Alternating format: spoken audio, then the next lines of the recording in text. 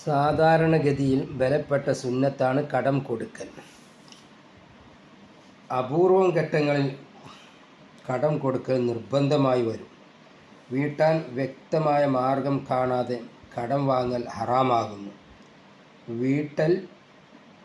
വീട്ടാൻ വ്യക്തമായ മാർഗം ഇല്ലെങ്കിൽ കടം വാങ്ങൽ ഹറാമാകുന്നു.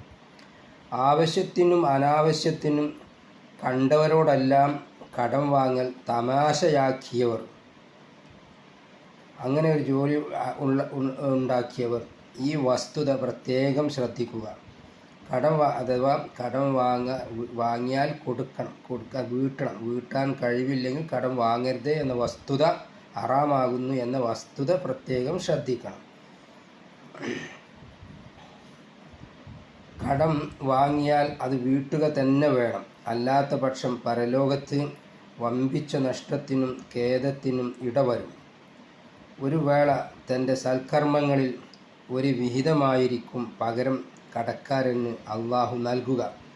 സ്വീകാര്യമായ നബിവചനത്തിൽ വന്നിട്ടുള്ളത് കടം വീട്ടാൻ കഴിവില്ലാത്ത ദരിദ്രർക്ക് അവധി നീട്ടിക്കൊടുക്കുവാനും കടത്തിൽ വിട്ടുവീഴ്ച ചെയ്തവരോട് ഉദാരത കാണിക്കുവാനും നബി സല്ലല്ലാഹു അലൈഹി വസല്ലം പറഞ്ഞിട്ടുണ്ട്.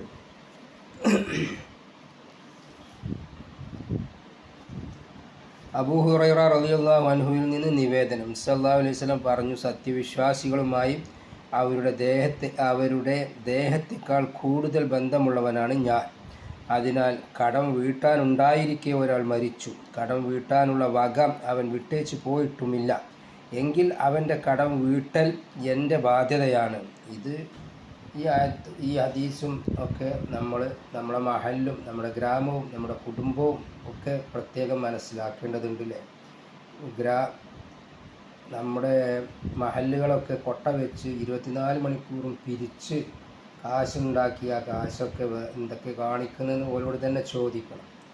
ഇങ്ങനെ കടം വീട്ടാൻ കഴിവില്ലാതെ നാട്ടിൽ മരിക്കുന്ന ഒരുപാട് ആൾക്കാരുണ്ട്. പക്ഷേ അവരെന്തിനു കടം വാങ്ങിക്കുന്നുണ്ട് അത് പിന്നെ നമ്മൾ മഹല്ല് അറിയുന്നില്ല. എന്തായാലും മഹല്ലുകളൊക്കെ ഇങ്ങനെയുള്ള വിഷയങ്ങളിലൊക്കെ ഇടപെടേണ്ടത് അനിവാര്യമാണ്.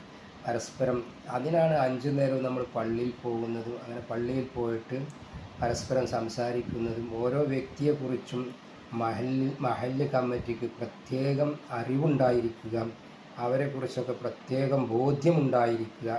അങ്ങനെ ആർക്കാണ് സഹായം ചെയ്യേണ്ടത് എന്നൊക്കെ മനസ്സിലാക്കി അവരൊക്കെ സഹായിച്ചുകൊണ്ട് മഹല്ലും അതുപോലെ തന്നെ അതിലെ ആളുകളും പരസ്പരം പൂരകമായി ജീവിക്കുമ്പോഴാണ്